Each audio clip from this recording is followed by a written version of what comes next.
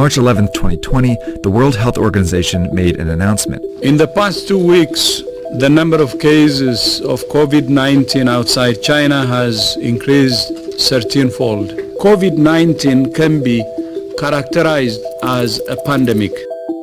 The coronavirus, or COVID-19 disease, had already overwhelmed China, South Korea, Iran, and Italy. And this was a warning to other countries where it was now spreading quickly. In the days and weeks ahead, we expect to see the number of cases, the number of deaths, and the number of affected countries climb even higher. The spread of COVID-19 was no longer something that could be stopped, but we can still slow it down. We just have to act right now.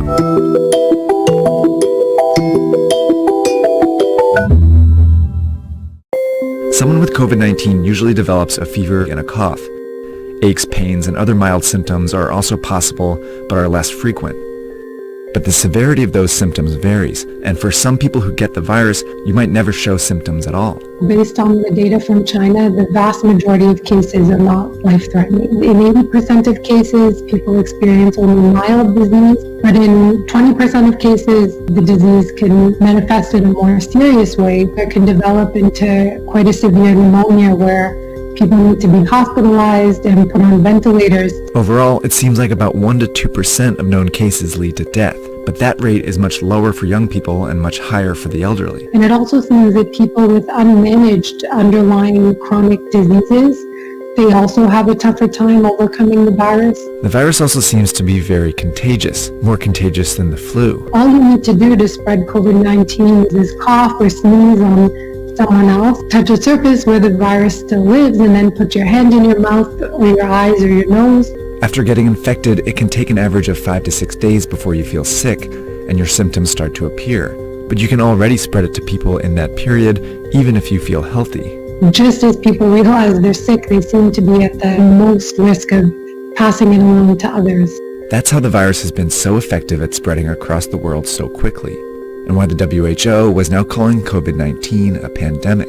But what they said next was just as important. We cannot say this loudly enough. All countries can still change the course of this pandemic. And that depends on something each of us needs to do as individuals. So diseases become really dangerous when everyone gets sick at once and the health system becomes overwhelmed. In any hospital, the capacity to treat patients is limited by how many beds they have. Think of this as the number of beds in your local hospital at any given time. A couple are already filled by patients receiving treatment for things like a car accident injury or a stroke. And this dot represents one person who's healthy and decides to go out like usual. They jump on the subway and head into the office where they catch COVID-19. But they don't feel sick right away and might not for several days. So later they go to a basketball game where they unknowingly infect 2 or 3 more people. Most of these people will have relatively mild cases, but one might be an elderly person with a severe case who will eventually have to go to the hospital. But these 3, who are all infected but don't feel sick, go out again, on the subway, into the office, and then out after work, infecting several more people, 20% of whom will need to go to the hospital. Over a short period of time, this process multiplies the number of people going to the hospital each day. Before long, the hospital is full and a crisis begins. People with severe cases of COVID-19 can't get treatment, and some who could be saved die. Plus, people with other issues can't get treatment either, and some of them die. This surge of severe cases causes avoidable deaths. That's what happened in South Korea, Iran, and Italy, all of which went from 100 to more than 5,000 cases in less than 2 weeks. A lot of people died because they couldn't get into the hospitals.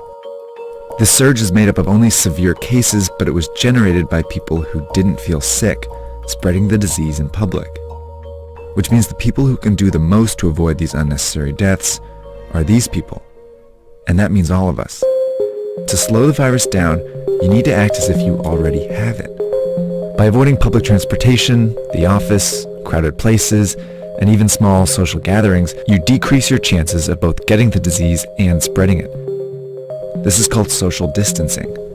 If enough of us do it, the virus still spreads but much slower. Over time, many people might still get infected, but fewer severe cases show up to the hospital each day, never overwhelming the system. This trendline gets flatter.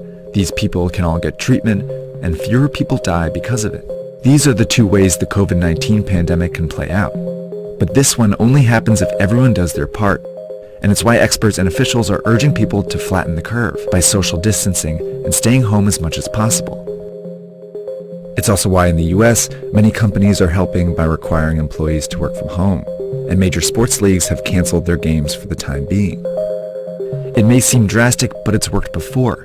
In 1918, the cities of Philadelphia and St. Louis were both hit by a flu pandemic, but they responded in different ways. In Philadelphia, health officials allowed a huge parade to go ahead, while in St. Louis, officials prepared. They closed schools, theaters, and bars. Philadelphia's hospitals were overwhelmed, and many more died as a result. But St. Louis was able to avoid those excessive deaths. 100 years later, these are the two scenarios we face. A difference not in whether you get the coronavirus, but when you get it. That could mean the difference between life and death, maybe for someone you know. But we have to act now.